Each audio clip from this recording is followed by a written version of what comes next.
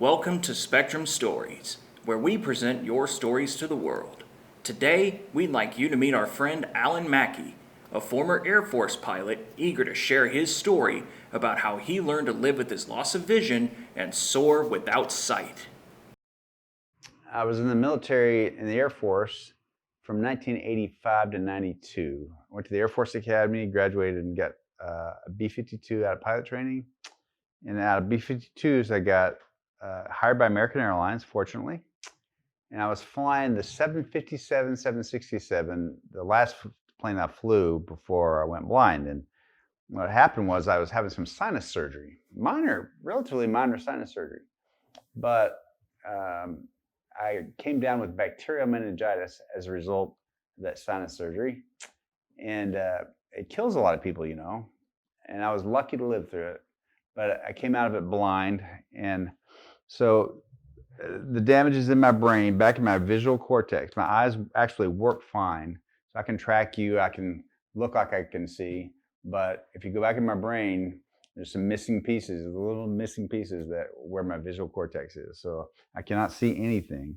And it also affected my memory a little bit. I have compensating strategies for that, but that's the very short version of my story.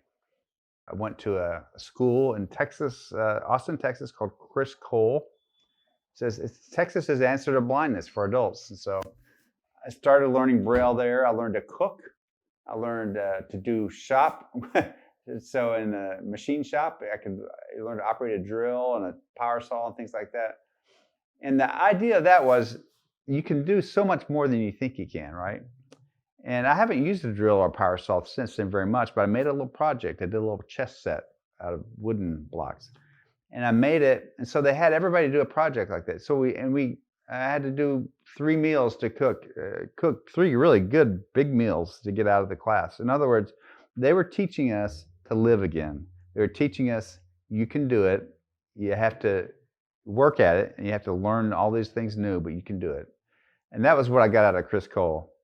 I learned some cane skills, with the basic cane, swiping it back and forth to guide yourself along so you can go out and walk. And a couple of years after that, I got my dog, and it's Oliver here. He's not my first dog. He's my third guide dog because it's been 20 years. But I would say adversity is first of all, it's part of life. In other words, if you're more than 5 or 6 or 7 years old, you know what adversity is.